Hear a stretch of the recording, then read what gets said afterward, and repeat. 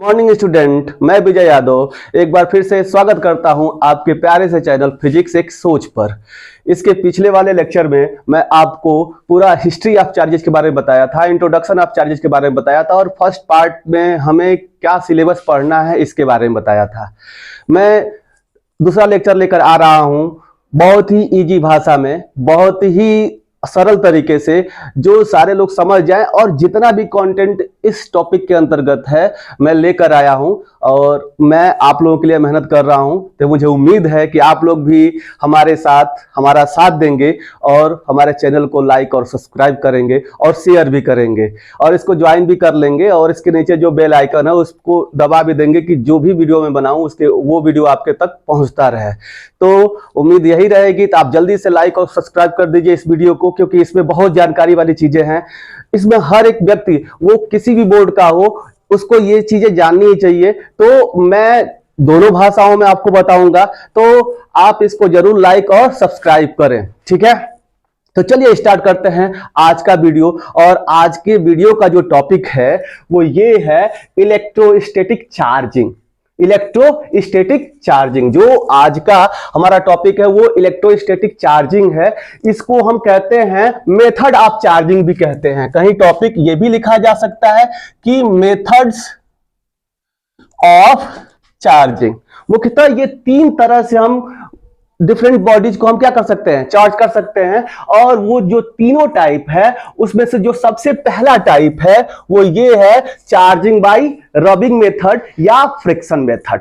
दूसरा जो टाइप है वो ये है charging by conduction method, conduction को ही कांटेक्ट मेथड भी हम कहते हैं। जो तीसरा हमारा चार्जिंग का टाइप है वो चार्जिंग बाय इंडक्शन मेथड है, चार्जिंग बाय इंडक्शन मेथड। अब मैं इन तीनों टॉपिक्स को एक एक करके इनमें जो भी चीजें हैं आपके सामने डिस्कस करने वाला हूं। मैं आपका टाइम ज्यादा ना लगे, आप वीडियो का टाइमिंग ज्यादा ना बढ़े, इसलिए इन सारी चीजों को मैं पहले लिख दिया। अगर मैं इसको बाद में लिखता तो ये वीडियो काफी लंबा हो जाता, इसलिए मैं इसको पहले ही लिख लिया हूं और आपके सामने इसको रखने जा रहा हूं, ठीक है। तो देखिए, there are three types of charging. First one is the charging by rubbing method, charging by conduction method and charging by induction method. What is the charging by rubbing method? आप जानते हैं फ्रिक्शन या rubbing क्या होता है? जब किसी एक बॉडी को किसी दूसरे बॉडी पर स्लाइड कराते हैं तो इसके मोशन को अपोज करने वाला एक फोर्स लगता है दोनों के कांटेक्ट सरफेसेस के बीच में, उसको हम फ्रिक्शन कहते हैं। तो इसी तरह से अगर इसमें दो सरफेस होना जरूरी है, देखिए यहां पे मान लीजिए कि ये पहला सरफेस हमारा ग्लास रॉड है और दूसरा एक सिल्की मटेरियल है, ठीक है ना। हम इस ग्लास रॉड को सिल्की मटेरियल से हम क्या कर रहे हैं, रब कर रहे हैं। तो इन दोनों के बीच में क्या प्रोड्यूस हो रहा है, फ्रिक्शन प्रोड्यूस हो रहा है। फ्रिक्शन के वजह से जो इलेक्ट्रॉनों की ट्रांसफर हो रहा है, जो इस ग्लास रॉड का इलेक्ट्रॉन है वो ट्रांसफर होकर किस में जा रहा है, सिल्की मटेरियल में जा रहा है। तो इस ग्लास रॉड से इलेक्ट्रॉन सिल्की मटेरियल में ट्रांसफर हो रहा है, तो ग्लास रॉड पे कौन सा चार्ज आएगा, पॉजिटिव, और सिल्की मटेरियल में कौन सा चार्ज आएगा, नेगेटिव। इसलिए आप यहां पे देखिए कि जब इसको रब किया गया और दोनों को अलग किया गया तो ग्लास रॉड से इलेक्ट्रॉन निकले और किस में चले गए, सिल्क मटेरियल में चले गए। तो ये इस पे पॉजिटिव चार्ज आ गया, एक इस पे कौन सा चार्ज आ गया, नेगेटिव चार्ज आ गया। तो आपने देखा अगर हम रबिंग मेथड से चार्ज करते हैं कि दो बॉडीज से, इसमें क्या क्या फिनोमेना होती है, क्या क्या इसमें इंपॉर्टेंट फीचर्स हैं, क्या क्या इंपॉर्टेंट पॉइंट्स है, इसको क्या कैसे लिखा जा सकता है, इसको यहां पे लिखा गया है। देखिए, जब रबिंग मेथड के द्वारा चार्ज कोई चीज होता है तो वहां पे एक्सचेंज ऑफ मास होता है। अब देखिए एक्सचेंज ऑफ मास कैसे होगा इसमें। आप जानते हैं कि इलेक्ट्रॉन के पास चार्ज और मास दोनों होता है। अभी मैं एक वीडियो बनाऊंगा कि चार्ज और मास में डिफरेंस क्या होता है, लेकिन यहां पे पहले ये समझ लीजिए कि इलेक्ट्रॉन के पास मास होता है। जब इलेक्ट्रॉन इस ग्लास रॉड से निकलकर इसमें इलेक्ट्रॉन जाएगा तो इलेक्ट्रॉन के पास मास है, तो मास का क्या होगा, ट्रांसफर होगा। इसके मास में कमी आएगी और इसका मास थोड़ा सा क्या हो जाएगा, बढ़ जाएगा। जितना इलेक्ट्रॉन इसमें जाएगा उतना उसका मास क्या हो जाएगा, बढ़ जाएगा। तो सबसे पहले चार्जिंग बाय रबिंग मेथड में क्या होता है, एक्सचेंज ऑफ मास होता है, फिर ट्रांसफर ऑफ चार्ज होता है। इलेक्ट्रॉन इसमें से निकल के इसमें जा रहा है तो स्वाभाविक सी बात है कि ट्रांसफर ऑफ चार्ज होगा ही, ठीक है। इक्वल एंड अपोजिट चार्जेस, देखिए जितने इलेक्ट्रॉन इससे निकल कर जाएंगे उतने ही इस पे पॉजिटिव चार्ज आएंगे और उतने ही इस पे एक्स्ट्रा क्या हो जाएंगे, नेगेटिव चार्ज आ जाएंगे। पहले दोनों बॉडी अनचार्ज थे, अब इससे जितने इलेक्ट्रॉन निकले तो जितने इलेक्ट्रॉन इसमें जाएंगे उतना इस पे नेगेटिव चार्ज, और जितना इलेक्ट्रॉन इससे निकले उतना इस पे पॉजिटिव चार्ज, और जितना इलेक्ट्रॉन इसमें एंटर किए उतना इस पे कौन सा चार्ज आ जाएगा, नेगेटिव चार्ज आ जाएगा। तो यहां पे क्या हो गया कि दोनों पे जो चार्ज आएगा बराबर होगा, मतलब कि यहां पे जितना चार्ज है वो नेगेटिव में उतना ही यहां पे पॉजिटिव चार्ज होगा, और क्या होगा, एक दूसरे से अपोजिट होगा। यहां पे पॉजिटिव चार्ज आया है तो यहां पे कौन सा चार्ज आया, नेगेटिव चार्ज आया है। अब ये बताया गया एक्सचेंज ऑफ मास हो रहा है, ठीक है। तो एक्सचेंज ऑफ मास से अब हमें ये पता लगाना हो कि कितने इलेक्ट्रॉन यहां से यहां तक क्या हुए, ट्रांसफर हुए। तो आपको कह दिया जाएगा कि अगर हम किसी सिल्क मटेरियल को, किसी ग्लास रॉड से या किन्हीं दो ऑब्जेक्ट को हम एक दूसरे से रब करते हैं तो एक ऑब्जेक्ट का मास इतना बढ़ जाता है, दूसरे का इतना घट जाता है, यानी कि चेंज ऑफ मास आपको पता है तो आप पता लगा सकते हैं कि कितने इलेक्ट्रॉनों की ट्रांसफर हुआ है। तो ये जो फॉर्मूला है, नंबर ऑफ ट्रांसफर इलेक्ट्रॉन बराबर हो जाता है change in mass of body बटे में मास ऑफ इलेक्ट्रॉन। मतलब कि मान लीजिए कि इससे कुछ इलेक्ट्रॉन इसमें निकल कर गए तो इसका मास बढ़ जाएगा, तो पहले इसका कुछ मास होगा, अब फिर कुछ उसका मास कुछ क्या हो जाएगा, बढ़ जाएगा। तो दोनों पहले वाले मास में और बाद वाले मास में क्या हो जाएगा, डिफरेंस आएगा। तो चेंज इन मास कितना हुआ, जो पहले दिया गया है वो मास और बाद वाले मास से आप निकाल देंगे, या डायरेक्ट आपको दिया रहेगा कि चेंज इन मास इतना है, इसमें रबिंग के बाद इतना चेंज इन मास आया, तो वो चेंज इन मास जो भी इस बॉडी के मास में चेंजिंग हुआ है बटे में मास ऑफ इलेक्ट्रॉन लिख देंगे, तो आप पता लगा सकते हैं कि कितने नंबर ऑफ इलेक्ट्रॉन इससे यहां पे क्या हुए हैं, ट्रांसफर हुए हैं। ऑब्वियस है कि इसमें जब इलेक्ट्रॉन जाएंगे तो इसका मास बढ़ेगा और इसका मास क्या होगा, घटेगा, तो इसके मास में भी कमी आएगी। जितना इसका मास बढ़ेगा उतना इसके मास में क्या आएगी, कमी आएगी। तो इसका भी अगर दिया जा सकता है कि इसलिए यहां पे लिखा गया है चेंज इन मास, दोनों बॉडी में जो चेंज इन मास होगा क्या होगा, सेम होगा। इसमें मान लीजिए कि 1 kg मास अगर इसमें क्या हो गया, घट गया, तो इसका 1 kg मास क्या हो जाएगा, बढ़ जाएगा। तो इस फॉर्मूले में यहां पे क्या होना चाहिए, चेंज इन मास होना चाहिए, बटे में मास ऑफ इलेक्ट्रॉन होना चाहिए। इस पे एक एग्जांपल भी मैं आपको दिया हूं, if in this process change in mass, मान लीजिए कि जब इसको रब किया गया तो जो चेंज इन मास हुआ वो कितना हुआ, 18.62 इंटू 10⁻³ kg हुआ। तो कितने नंबर ऑफ इलेक्ट्रॉन ट्रांसफर हुए, ये कई बार ऐसा क्वेश्चन पूछा गया है आपके सीबीएसई बोर्ड में, यूपी बोर्ड में और वनडे एग्जाम्स में, नीट, आईआईटी, जेई में कई बार ऐसा क्वेश्चन पूछा गया है। Then number of transfer electron कितना हो जाएगा, तो इसमें चेंज इन मास कितना है, चेंज इन मास 18.62 इंटू 10⁻³ है, बटे में 9.31 इंटू 10⁻31 है। तो अब इसको डिवाइड किया जाएगा तो 2 इंटू 10⁻28 इलेक्ट्रॉन इससे इसमें क्या होगा, ट्रांसफर हो जाएगा। क्लियर है कि नहीं क्लियर है। तो अब इस तरह से हम नंबर ऑफ इलेक्ट्रॉन ट्रांसफर हो गए। अब यहां से निकाल सकते हैं कि चार्ज कितना ट्रांसफर हुआ। तो अगर आप चार्ज निकालना चाहें तो आप जानते हैं एक इलेक्ट्रॉन पे charge, number of charge transferred अगर निकालना हो तो आप कैसे निकाल सकते हैं, इतना नंबर ऑफ इलेक्ट्रॉन है, number of electron into electron पे जो चार्ज होता है, यहाँ पे नंबर ऑफ इलेक्ट्रॉन कितने हैं आपको, या नंबर ऑफ चार्ज ट्रांसफर कितना हो जाएगा। मास ट्रांसफर तो हम लोग निकाल लिए हैं, चार्ज ट्रांसफर कितना हो जाएगा, तो इतने नंबर ऑफ इलेक्ट्रॉन क्या हुए हैं, ट्रांसफर हुए हैं। तो आप बहुत आसानी से यहाँ लिख सकते हैं 2 इंटू 10⁻28 इंटू, अगर चार्ज निकालना हो तो 1.6 इंटू 10⁻⁻19 कूलम का चार्ज होता है एक इलेक्ट्रॉन पर। तो इतना चार्जेस का क्या हो जाएगा, ट्रांसफर हो जाएगा। तो कितना चार्ज ट्रांसफर हुआ है इसको अब बहुत आसानी से निकाल सकते हैं। अगर आप नंबर ऑफ इलेक्ट्रॉन दिया गया हो तो मास में कमी, मान लीजिए कि यहाँ पे इस फॉर्मूले में क्या दे दिया गया है, number of transfer of electron दिया गया है और मास ऑफ इलेक्ट्रॉन आपको पता ही रहेगा। तो चेंज इन मास कितना आएगा, इसका मास कितना बढ़ जाएगा, इसका मास कितना घट जाएगा, इस फॉर्मूले से निकाला जा सकता है। तो आप इस पे जैसा भी क्वेश्चन पूछा जाएगा उन सारे क्वेश्चन का आंसर आप दे सकते हैं। तो ये हमारा टोटली रहा चार्जिंग बाय रबिंग मेथड या चार्जिंग बाय फ्रिक्शन मेथड। अब हम इसका दूसरा टाइप पढ़ेंगे, चार्जिंग बाय कंडक्शन मेथड। अब चार्जिंग बाय कंडक्शन मेथड क्या है, आप देखें कि एक चार्ज बॉडी है, मान लीजिए कि एक चार्ज बॉडी है, एक अनचार्ज बॉडी है, और दोनों को टच कराएंगे तो क्या होगा, जो चार्ज बॉडी है उससे जो चार्ज दूसरे बॉडी में क्या होने लगेगा, ट्रांसफर होने लगेगा, और तब तक ट्रांसफर होता रहेगा जब तक कि ये इक्विलिब्रियम पे ना पहुंच जाए। अगर ये दोनों बॉडी आइडेंटिकल हैं तो इस पे तब तक ये चार्ज जाता रहेगा जब तक कि दोनों पे चार्ज बराबर ना हो जाए। अगर बराबर हो जाएगा तो इक्विलिब्रियम कहा जाएगा, कब, जब ये आइडेंटिकल हो। अब अगर मान लीजिए कि आइडेंटिकल ना हो तो उसके लिए भी लिखा गया है, इसके लिए भी फॉर्मूला बताया जाएगा। उस केस में मान लीजिए कि एक का रेडियस r1 हो और दूसरे का रेडियस r2 हो, तो दोनों पर कितना चार्ज आएगा इक्विलिब्रियम में, उसका भी फॉर्मूला बताया जाएगा। तो इक्विलिब्रियम में दोनों पर बराबर चार्ज आएगा। लेकिन अगर इक्विलिब्रियम मान लीजिए कि दोनों आइडेंटिकल नहीं हो, तो दोनों अगर उसको हम टच करा दें, कांटेक्ट में ला दें, तो ऐसा नहीं है कि इस समय भी दोनों पर बराबर चार्ज आएगा। इस समय जो दोनों पर चार्ज हो जाएगा उनका मान क्या हो जाएगा, डिफरेंट हो जाएगा। और कितना होगा इसको हम निकालेंगे।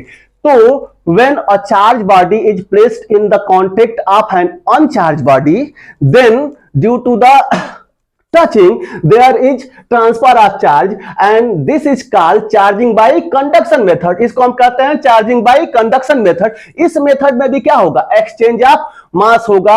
इसमें जो हाईली पॉजिटिवली चार्ज बॉडी है उसके चार्ज में क्या होगा, लॉस होगा। मान लीजिए कि इस पे 5 कूलम का चार्ज है, इस पे कोई चार्ज नहीं है और आइडेंटिकल है, या मान लीजिए कि इस पे 6 कूलम का चार्ज है और ये इस पे चार्ज ही नहीं है, दोनों को टच कराएंगे तो दोनों पे कितना चार्ज आ जाएगा, टच कराने के बाद दोनों पे 3 कूलम का चार्ज आएगा अगर आइडेंटिकल है तब। अगर आइडेंटिकल बॉडी नहीं है, अगर दोनों का रेडियस r नहीं है, तब क्या आएगा, वहां से निकालना पड़ेगा इस फॉर्मूले से।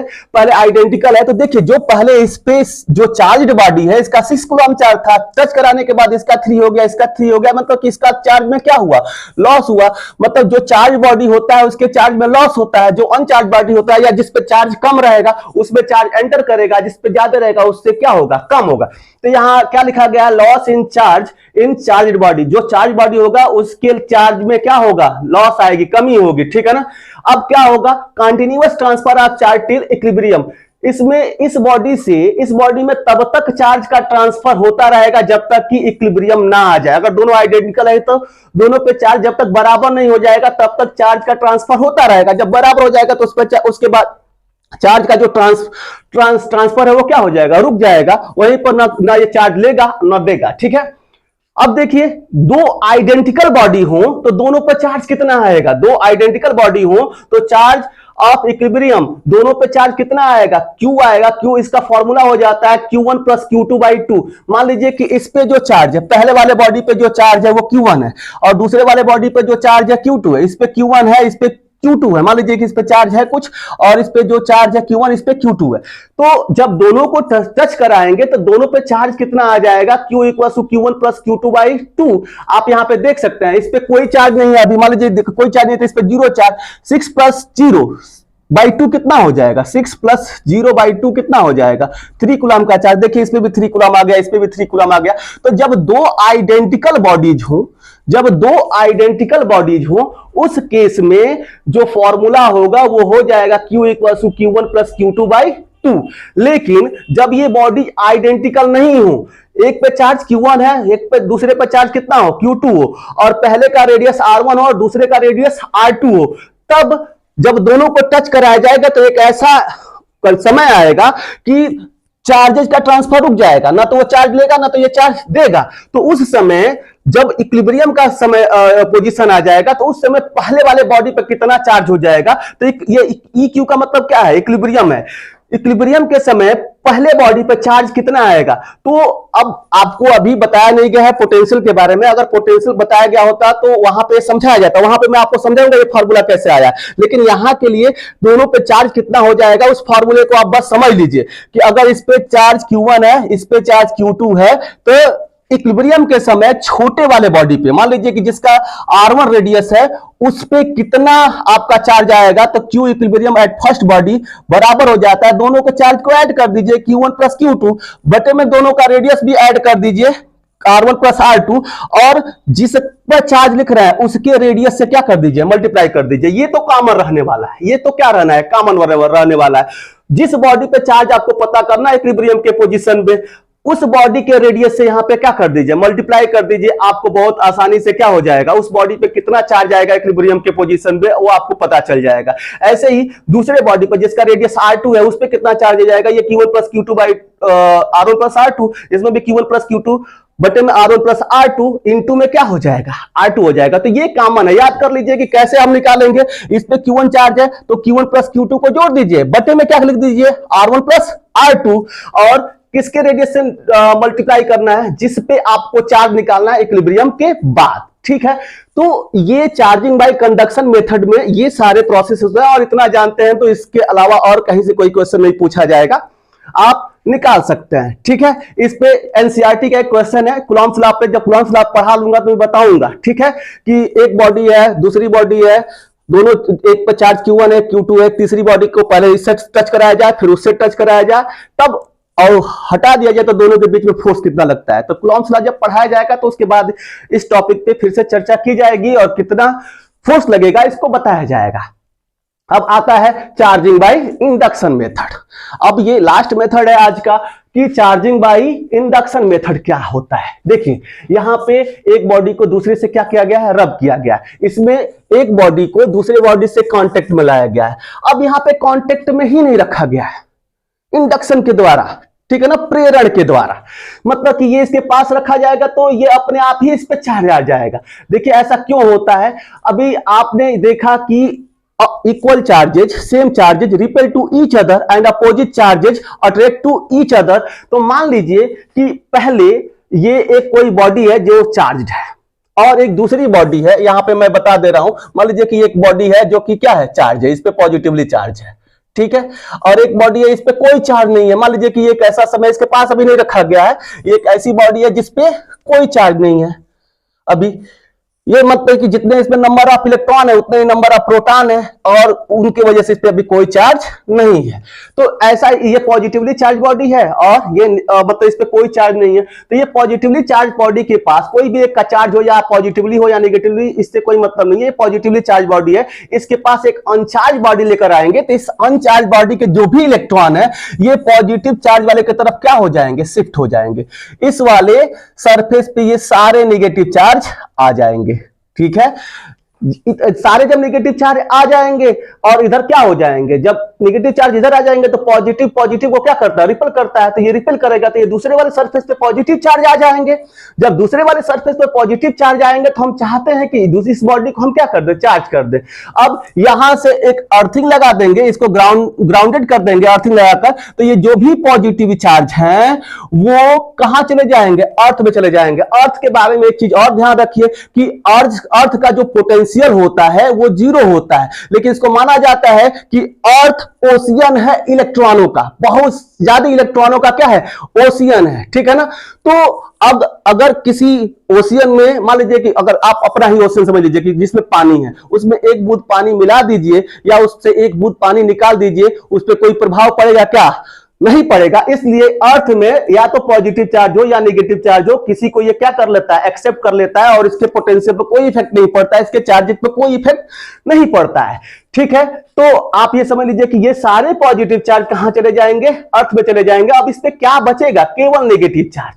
तो देखिए अब इस पे पॉजिटिव चार्ज हो गया और ये इस पे नेगेटिव चार्ज हो गया, बिना टच कराए बिना किसी वर्क के ये दोनों बॉडीज क्या हो गई, चार्ज हो गई। तो इस प्रोसेस को हम क्या कहते हैं, चार्जिंग बाय इंडक्शन मेथड। इसको हम क्या कहते हैं, चार्जिंग बाय इंडक्शन मेथड। अब ये कैसे होता है, when an uncharged body is placed closer to the charged body, then due to the induction charge is produced on the uncharged body. This process is said to be what, charging by induction method. और इसके अंदर कौन सी phenomena involve है ये आपको अभी समझाया गया। और इस केस में अगर इन दोनों से तुलना किया जाए तो आप देख सकते हैं कि जब टच ही नहीं कराया गया है तो नो एक्सचेंज ऑफ मास, इससे कोई इलेक्ट्रॉन इसमें गया है क्या, नहीं गया है। तो कोई भी इलेक्ट्रॉन अगर इसमें नहीं गया है तो कोई एक्सचेंज ऑफ मास इन दोनों बॉडी में होगा ही नहीं, इन दोनों बॉडी में कोई एक्सचेंज ऑफ मास नहीं होगा। और देखिए जब टच ही नहीं हुआ है तो क्या दोनों पे कोई चार्ज का ट्रांसफर होगा क्या,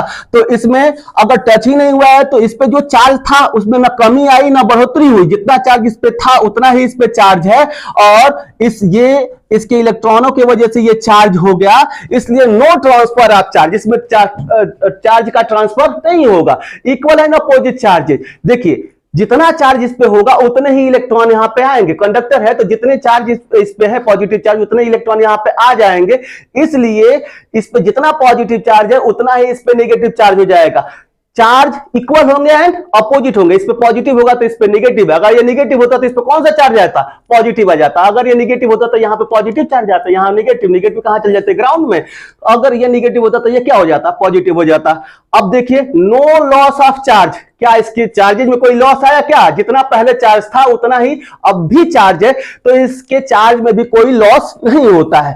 तो आप बहुत आसानी से समझ सकते हैं कि चार्जिंग बाय रबिंग मेथड क्या है, चार्जिंग बाय कंडक्शन मेथड क्या है, चार्जिंग बाय इंडक्शन मेथड क्या है, और तीनों में क्या डिफरेंसेस है। आप इसको पॉज करके स्क्रीनशॉट ले लीजिए और आपको ये कमेंट करके बताएं कि आपको ये वीडियो कैसा लगा। और जरूर इसके बाद अगर वीडियो अच्छा लगा हो तो आप एक बार लाइक, सब्सक्राइब और शेयर जरूर करें। और इसी के साथ ये लेक्चर समाप्त होता है। हम मिलते हैं अगले लेक्चर में, हम मिलते हैं इसके बाद अगले लेक्चर में जिसमें आपको बताया जाएगा कि गोल्ड लीफ इलेक्ट्रोस्कोप क्या होता है। अभी हमने चार्ज कैसे प्रोड्यूस करेंगे इसके बारे में पढ़ा।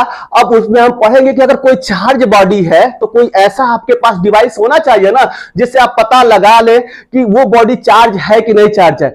तो ये पहली ऐसी डिवाइस है जो पता लगाता है कि कोई बॉडी चार्ज है कि नहीं है।